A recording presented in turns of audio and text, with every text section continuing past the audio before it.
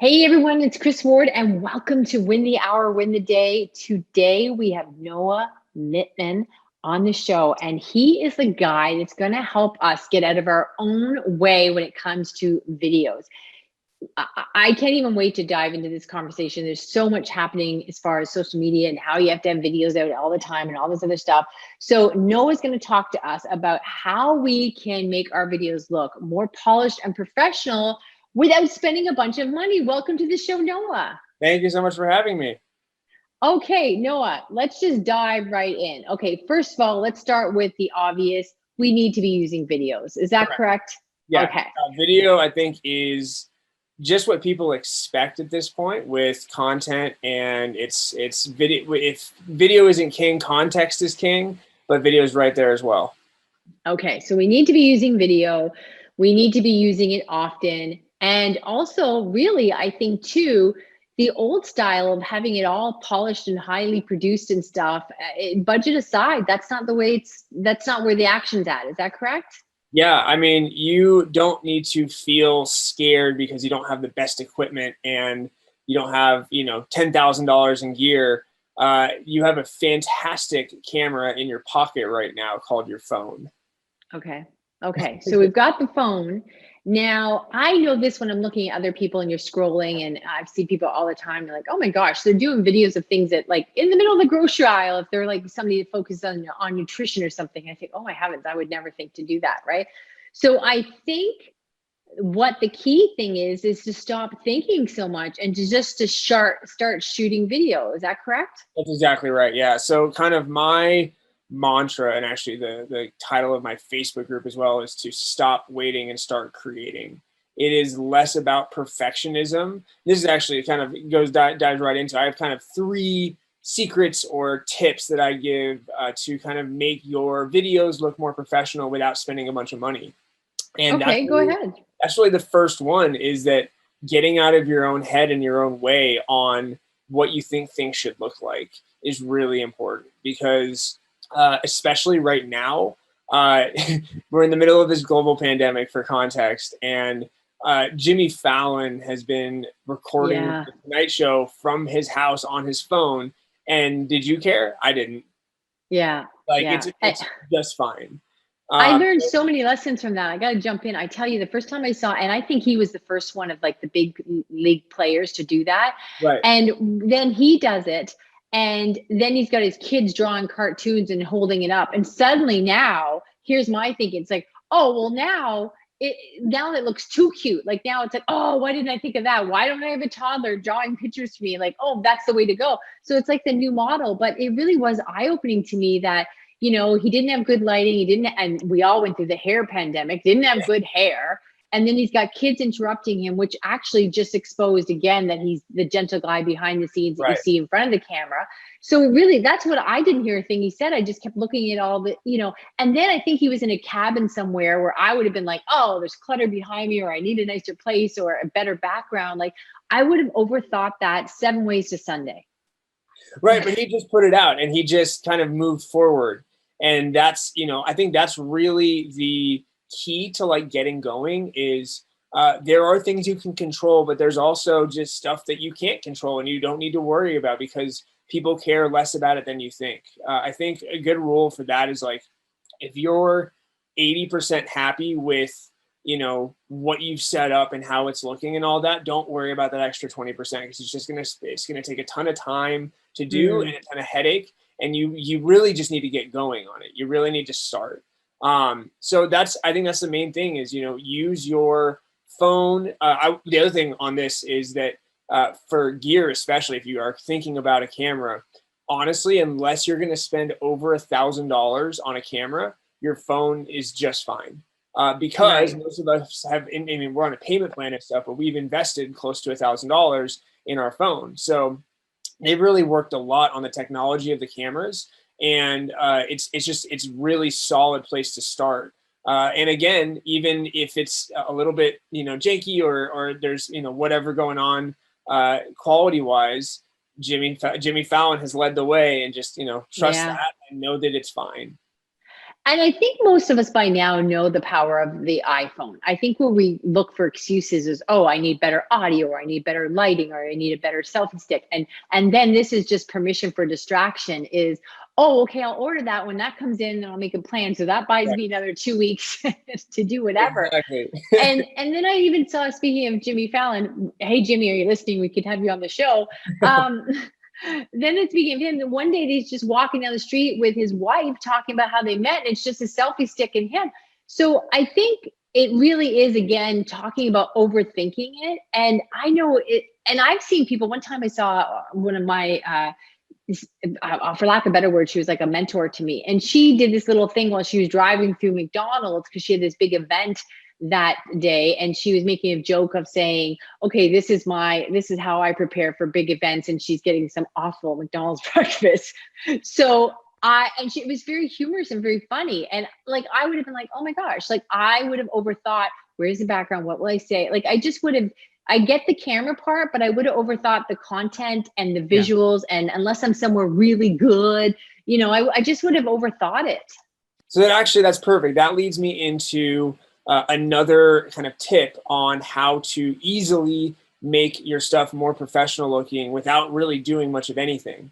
And that is to have, and you got this down with your background, is to really just ask yourself a question on what you're recording is, does your background represent you and your business in the way that you want it to? And if it does, then awesome. Like yours, I get it that you got your book, you got, real simple white, it's fantastic.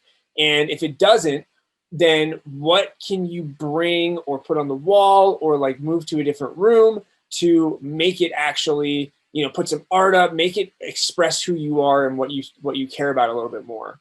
Okay, so that's a really good point. Let me jump in there. So what happened was, I've just recently moved, and I'm in a new location. I've got this great office. So I painted the wall white for those of listening in auto, and I've just got this little black cube thing, like a shelf. And in there I have my book and the outsourcing playbook for busy entrepreneurs, mugs, some swag and stuff like that. Very simple.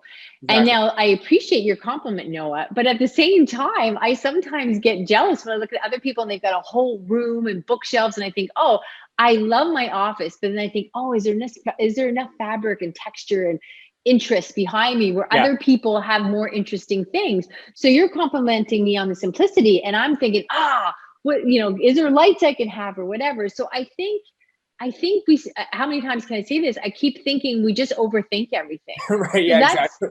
So that's for the podcast, I have this, but back to, my friend in McDonald's, she just shot a video anywhere.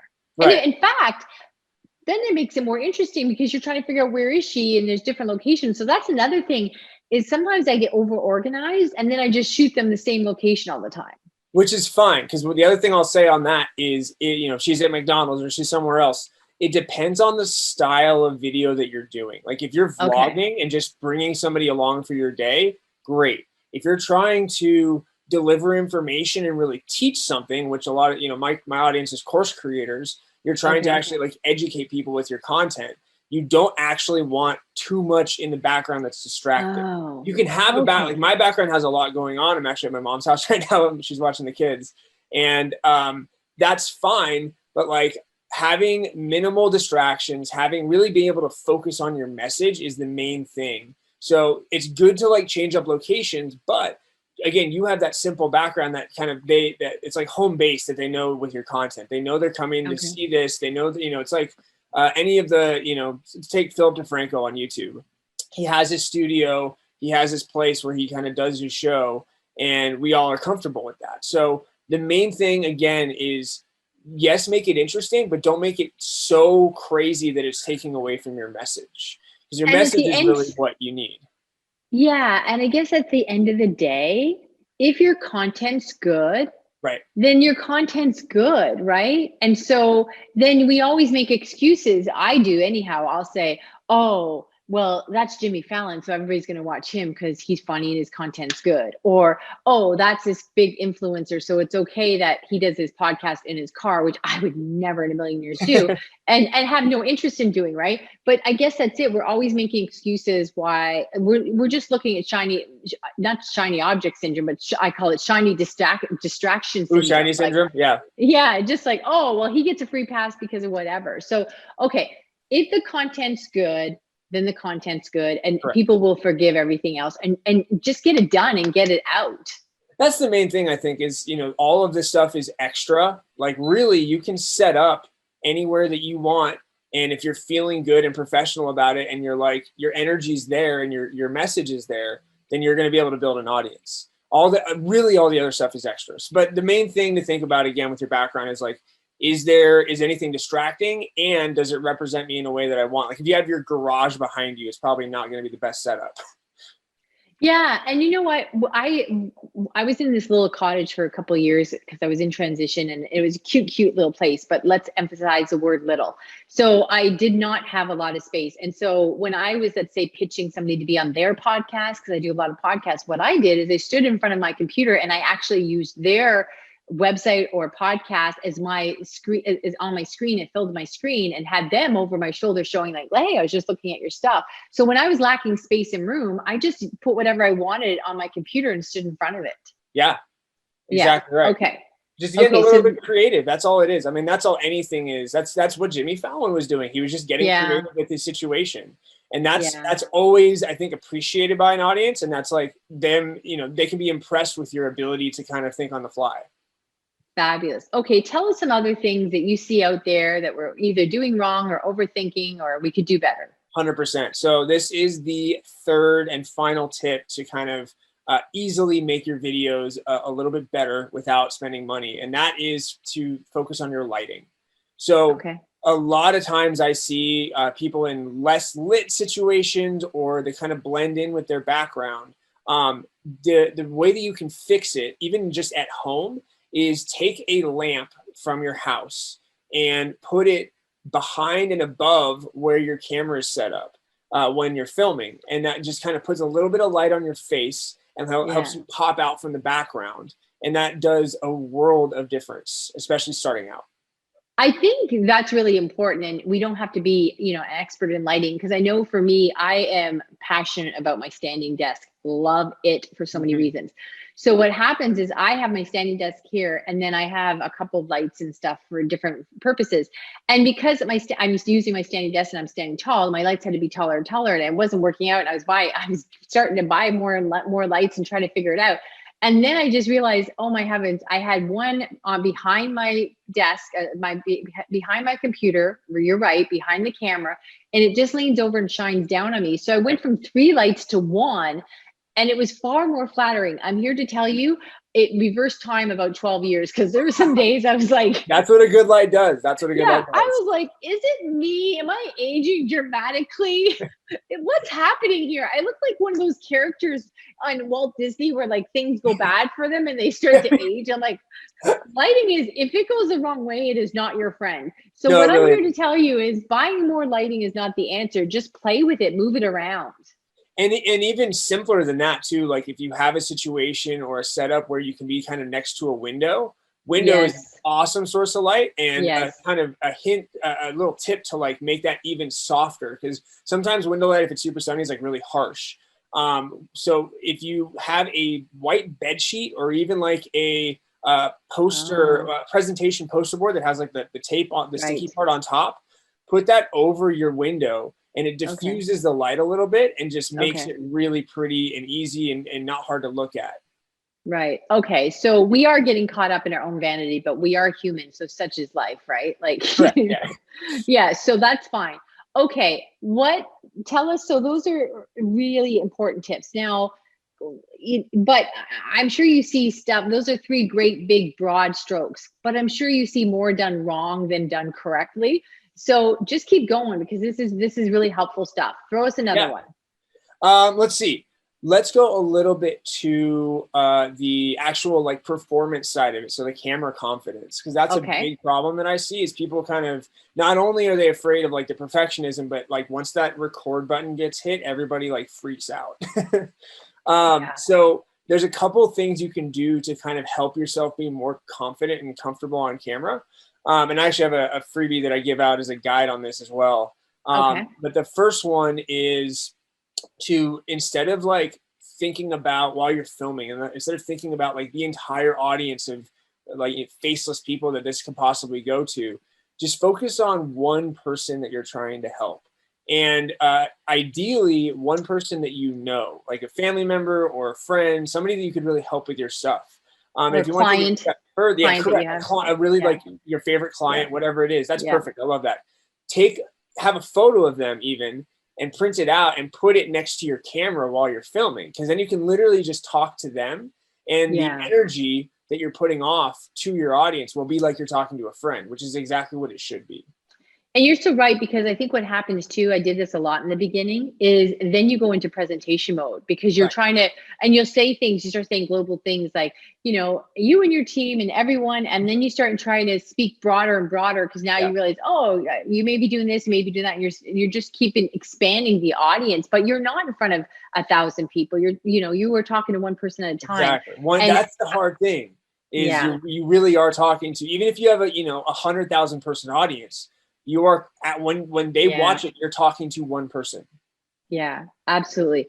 Okay. That will help a lot with camera confidence. Continue. Yeah. So I'll kind of keep diving into camera confidence actually. Another thing that can help with the vibe and kind of the feeling is in your preparation. So not just like when you hit record, but before you hit record. So if you want to play music that you like, or even like your favorite stand-up comedian, so you kind of get into the vibe and like get a little dance party going, instead of the deafening silence, setting whatever up, you're sweating, you're freaking out, like have fun with it. Put on what's your favorite go-to like pump up song? Me? Oh, my dark secret, I'm a Rocky girl. I'm all about Rocky. That changes anything and any day. Don't even get me started. Yeah. So, but again, you put that on and you're going to be in a good mood and you're going to kind of have that like fun time. And then as soon, just stop it, hit record, and you carry that energy over into what you're doing, which is huge. It's really about mindset and kind of the headspace that you're in while you're recording, which is super important.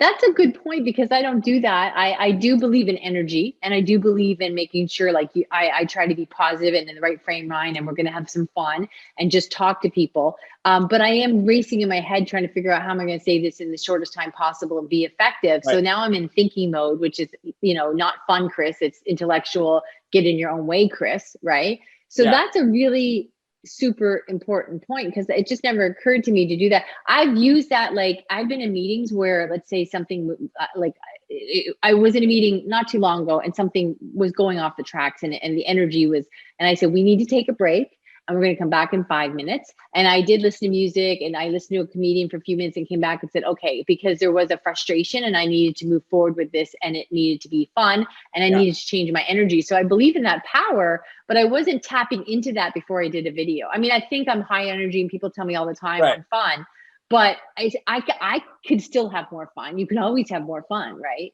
And it should be fun. Like I'm lucky that like this is my passion and this is what I've been doing since high school, but like everybody should have that like fun feeling, like making movies or whatever it is to get excited about. It's a good time. It's why we all go to the movies, just to have fun. So you're kind of creating your own little movie in your house, and they have fun on set. You should have fun on your set. And it does, it translates. And you know what, I don't know if this is random, but I'm going to share it with you because it's on my mind. I remember a while back, I watched a documentary. It was horrifying to me. I watched a documentary and it was about the porn industry and what was happening. God, I could not imagine this. What was happening is they made so many billions and billions of dollars off video. And now with the whole YouTube invention and everything, what's happening, and this just boggles my mind like no business. What was happening is people were recording, camera confidence, people were recording their own porn and uploading it. So it was cutting into the porn industry, and they lost like 80% of their marketplace because now there's homemade porn that everyone was posting and could watch. And when people say camera confidence to me, I think, my God, there would not be enough alcohol. That's gonna be my new hook for my product is, hey, be like a homemade porn star with camera confidence. But it's almost crippled the porn industry. They had to start doing it differently because everybody's just uploading their own stuff. And I thought, in a million years on 10 planets, would I have never thought, oh, that will be a problem, right?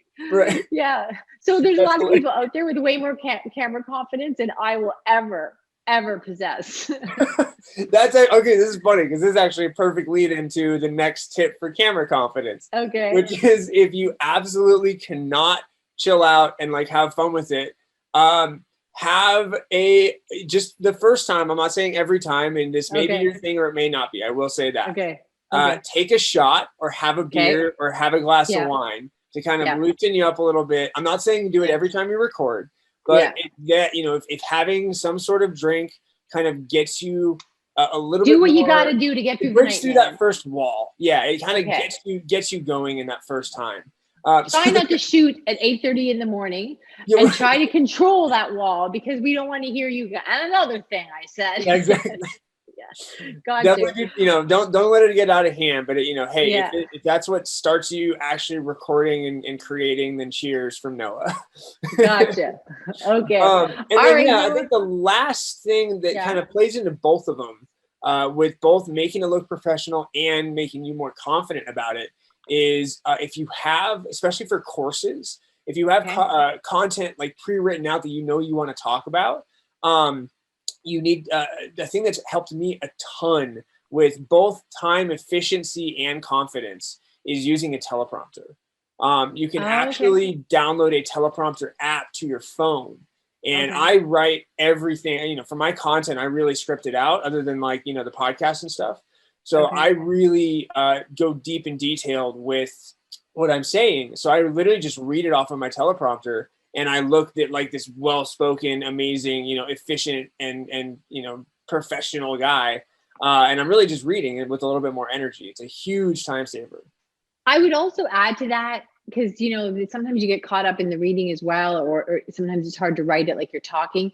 And one of the other things too, more and more people want really bite-sized pieces of information. So when we do our outsourcing playbook for busy entrepreneurs, and guys, you can get on the waiting list now because we're launching that and there's going to be crazy giveaways. And what I do is I shoot the segments in like 10-minute segments for micro learning. It's really good for the consumer, the one that's consuming it, the consumption.